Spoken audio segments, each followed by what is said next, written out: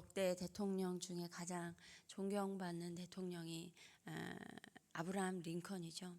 이 아브라함 링컨은요, 어릴 때 굉장히 가난한 집에서 태어나서 어렵게 자랐습니다. 이 링컨이 어릴 때 어머니가 일찍 돌아가셨어요. 그런데 그 어머니가 돌아가시면서 유산으로 남긴 것이 성경책 한 권이었습니다. 링컨은 이 성경책을 읽으면서 평생 읽으면서 정직하게 살았어요. 한 번은 자기가 아르바이트, 지금으로 말하면 아르바이트죠. 그런 일을 하고 있는데 거스름돈을 잘못 거슬러 준 거예요. 그래서 지금 우리나라 돈으로 500원, 1000원 이 정도 얼마 안 되는 돈이죠. 근데 일 끝나고 자신의 집과 반대 방향, 그때 눈보라가 휘몰아치는데도 그걸 갖다 주러 가려고 자신의 집과 반대되는 방향으로 가서 그걸 끝까지 돌려주고 집으로 갔다는 일화도 있습니다. 그만큼 하나님 앞에서, 이 말씀 앞에서 살아가려고 살았던 사람입니다. 물론 그럼에도 불구하고 실패를 참 거듭했어요. 낙선도 참 많이 했습니다. 하원의원, 상원의원 하면서도 낙선을 참 많이 하고 사람들로부터 비난도 참 많이 받은 사람이었어요. 그러나 후에 대통령이 되어서 백악관을 기도실로 만들었습니다. 이러한 아브라함 링컨이 남긴 말 중에 이러한 말이 있어요. 나는 성경이야말로 하나님이 인간에게 주신 최고의 선물이라고 믿는다. 이 세상의 온갖 유익한 것들은 이 책을 통해서 우리에게 온다라고 말을 했습니다. 그런데 여러분, 하나님께서 주신 이 최고의 선물인 이 성경은 우리에게 무엇을 말하려고 쓰여진 것일까요? 여러분, 누군가가 말을 할 때 의미 없게 우리가 농담하면서 이렇게 그냥 분위기에 맞게 편하게 얘기하는 것도 있지만 많은 경우가 그 안에 의미를 담고 이야기를 합니다. 그렇기 때문에 하나님께서 말씀하시는 것도 당연히 의미가 담겨 있죠. 다시 말해서 하나님 말씀인 이 성경도 말하고자 하는 것이 있다는 것입니다. 이 하나님의 말씀은요, 본래 글자가 없을 때는 구전되어 왔어요. 그렇게 하다가 글자가 생기면서 기록이 되었습니다. 그 말씀을 글로 옮긴 것이 성경이죠. 처음에는 지금처럼 종이가 없었기 때문에 이제 파피루스나 가죽 등에 적혀 있었고요. 그렇게 시대가 지나서 발전하면서 지금과 같은 종이에 쓰여지게 됐습니다. 이제는 더 나아가서 전자책도 생겼고요. 앱을 통해 우리가 읽을 수 있어요. 이러한 성경은 창세기부터 요한계시록까지 모두 66권으로 약 1600년 동안 저자는 약 40명입니다. 기록된 언어는 히브리어, 헬라어, 아람어예요. 지금은 각 나라 언어로도 번역이 되어서 각 나라의 언어로 읽혀지고 있습니다. 그럼에도 아직도 번역되지 않아서 성경을 읽을 수 없는 민족들도 있는 것이죠. 그런데 이렇게 긴 시간 여러 명의 사람들이 하나님의 감동으로 하나님의 말씀을 기록하며 동일하게 무엇을 말하고자 한 것이 있다라는 것입니다. 요한복음 20장 31절에 오직 이것을 기록함은 너희로 예수께서 하나님의 아들 그리스도이심을 믿게 하려 함이요 또 너희로 믿고 그 이름을 힘입어 생명을 얻게 하려 함이니라. 또한 우리가 읽었던 15절 말씀, 성경은 능히 너로 하여금 그리스도 예수 안에 있는 믿음으로 말미암아 구원에 이르는 지혜가 있게 하느니라 말씀하고 있어요. 한마디로 성경의 핵심은요, 예수 그리스도로 말미암는 구원이라는 것이죠. 이것을 말하고자 한 것입니다. 구약 시대부터 하나님은 사망의 권세 아래에 있는 사람들을 구원하고자 하셨어요. 이것을 먼저 이스라엘을 통해 그렇게 역사하셨고 그렇게 쓰였습니다. 그리고 이제 예수 그리스도가 오셨고 구원은 예수 그리스도를 통해서만 가능하게 되었어요. 하나님께서 긴 시간, 그 시간을 걸쳐서 여러 명의 사람들을 통하여서 동일하게 말씀하시고자 한 것은 이 진리와 구원자 되시는 예수 그리스도라는 것입니다. 그러나 성경에는 이러한 구원과 관련된 것만이 있는 것이 아니라 오늘 또 16절에요. 교훈과 책망과 바르게 함과 의로 교육하기에 유익하다라고 말씀하고 있어요. 이 교육이 진리를 가르치고요. 책망은요, 잘못을 책망하는 것이죠.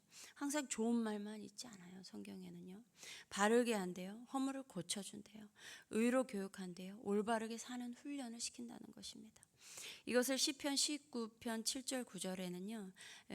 이 공동 번역으로 읽으면요.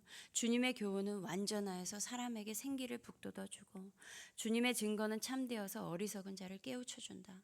주님의 교훈은 정직하여서 마음의 기쁨을 안겨주고 주님의 계명은 순수하여서 사람의 눈을 밝혀준다.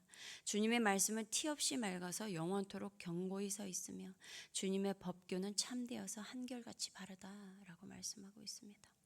이렇게 성경은 우리가 삶을 살아가는 지혜와 지식이 담겨 있어서 우리에게 우리의 삶에 우리가 살아가는 이 인생에 유익도 준다는 것입니다. 그래서 이렇게 구원받은 자가 성경의 가르침을 받으면서 살아가면 어떠한 사람이 되느냐라는 것이죠. 디모데후서 3장 16절 우리가 읽었던 본문이에요. 하나님의 사람으로 온전하게 하며 17절이네요. 하나님의 사람으로 온전하게 하며 모든 선한 일을 행할 능력을 갖추게 해준대요. 이것을 세 번역으로 하면요. 하나님의 사람을 유능하게 하고 그에게 온갖 선한 일을 할 수 있게 한다는 것입니다. 이것을 공동 번역으로 번역하면요. 하나님의 일꾼은 모든 선한 일을 할 수 있는 자격과 준비를 갖추게 된다라고 말씀하고 있어요. 이렇게 하나님의 말씀으로 가르침을 받은 사람은요. 자격이 갖추어진 유능한 사람이 되어서 모든 선한 일을 할 수 있는 사람이 된다는 것입니다. 여러분 세상에는요. 이렇게 성경처럼 긴 시간 구전되고 또 기록되어진 책이 없어요. 그리고 저자가 다르고 시대가 다름에도 이렇게 일관되게 하나님에 대하여 진리와 구원에 대하여 기록한 책이 없습니다. 또한 이 책은 지금까지도 읽혀지고 있고 전 세계 언어로 번역이 되었고 지금도 또 번역되고 있어요. 이렇게 하는 이유는요. 이 세상에서 얻을 수 없는 그 무엇인가가 담겨 있기 때문이고 그러한 일을 하는 이유는 그 진리를 발견했기 때문이죠. 여러분도요. 여러분 우리가요. 어떤 놀라운 것을 발견했을 때 또 되게 맛있는 것을 먹었을 때 그것을 다른 사람과 공유하고 싶잖아요. 그 놀라웠던 감정을 함께 느끼고 싶고 그 맛을 함께 느껴보고 싶고 그 사람도 나처럼 그것에 대해서 놀라워했으면 너무 좋잖아요. 성경 안에서 예수 그리스도를 발견하고 그 구원을 발견한 사람이 이와 같습니다. 그래서 천국은 마치 밭에 감추인 보화를 발견한 사람이 그 보물이 있는 곳을 숨겨두고 기뻐하며 돌아가서 자기의 모든 소유를 다 팔아 그 밭을 사느니라. 또 천국은 마치 좋은 진주를 구하는 장사꾼이 극히 값진 진주 하나를 발견하며 가서 자기의 소유를 다 팔아 그 진주를 사느니라. 이와 같이 성경을 통해 진리를 발견한 사람은 세상에서 얻을 수 없는 그 값진 무엇인가를 성경 안에서 발견했기 때문에 자신의 전 생애를 하나님께 맡기고 사람들에게 예수에 대하여 구원에 대하여 천국에 대하여 전파하는 것입니다. 그래서 하나님의 말씀을 나누고 싶고 막 전하고 싶어 하는 것이죠. 이것은요 직업을 말하는 것이 아니에요. 진리를 발견한 사람의 그 뜨거움이에요. 그 열정을 말하는 것입니다. 여러분 그런데 발견이라는 것은요 원래 계속 그 자리에 존재하는 것이잖아요. 없었던 것이 아니에요. 원래 존재하고 있었던 것인데 그것을 우리가 인지하지 못하고 있다가 어느 날 문득 그 자리에 있던 것이 아주 귀중하다는 것을 깨달았을 때 그것을 발견이라고 하죠. 남유다의 요시야 왕 때에도 성전을 수리하다가 대제사장 hil기야가 여호와의 성전에서 율법책을 발견합니다. 그 율법책이 없었던 것이 아니었어요. 그동안 그 읽혀지던 율법책이 언제부턴가 소홀하게 여겨집니다. 그리고 어디에 있는지조차 관심이 없어졌어요. 그런데 성전을 수리하다가 그 원래 있던 율법책, 그것이 성전 헌금함 옆에 있었던 것을 발견하였습니다. 그렇게 다시 발견한 이후에 요시야 왕은 율법책을 읽고 통곡합니다. 그리고 왕부터 시작해서 온 백성이 모여서 주님의 성전에서 그 발견된 언약책에 적힌 모든 말씀을 크게 읽게 하고 사람들에게 들려주도록 해요. 이에 왕은요 주님을 따릅시다. 온 마음과 목숨을 다 바쳐 그의 계명과 법도와 율례를 지킵시다. 이 책에 적힌 언약의 말씀을 지킬 것을 맹세합니다. 그리고 그 그 언약의 말씀을 들은 그 백성도 그 언약에 동참합니다. 여러분, 성경도 이와 같습니다. 성경은요, 지금 항상 우리 곁에 존재하고 있어요. 그러므로 우리 역시 성경 안에 있는 그 진리가 얼마나 가치 있는 것인지 재발견하게 되기를 바랍니다.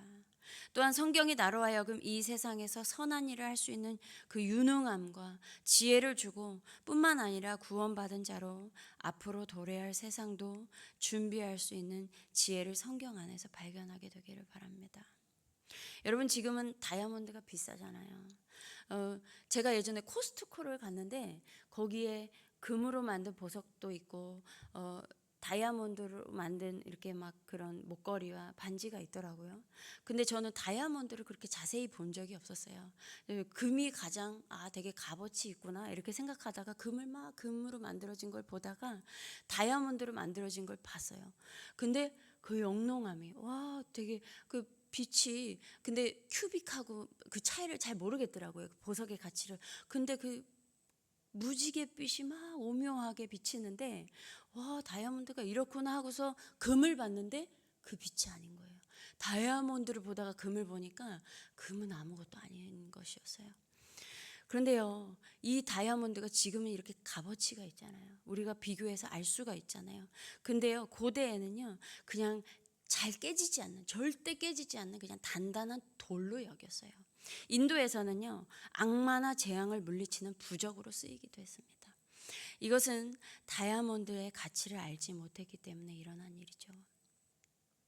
다이아몬드의 가치를 모를 때 그 다이아몬드 광산 옆에서 아이들은 그걸 갖고 공기놀이 했습니다. 그냥 돌이었어요. 그걸로 공기놀이 하는 돌멩이에 불과했습니다.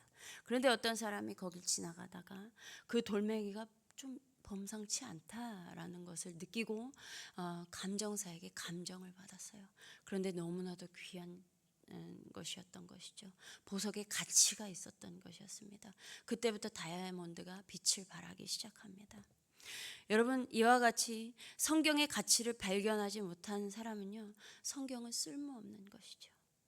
일반 자기가 읽는 인문학 책보다도 못한 것입니다. 예전에 토마스 선교사가 이 땅을 밟지 못하고 성경책을 집어 던졌을 때 그 성경책을 주워든 사람이 그 가치를 모를 때 그냥 벽에 도배지로 사용했어요. 그러나 성경의 가치를 발견한 사람은 성경을 귀하게 여깁니다. 그리고 우리가 알고 있는 하나님의 역사는 성경 안에서 그 진리를 발견하고 그 말씀에 순종하는 자들에 의하여 변화되어 왔습니다. 그러므로 이 시대에 우리 한성교회가 성경의 진리를 재발견하게 되기를 바랍니다.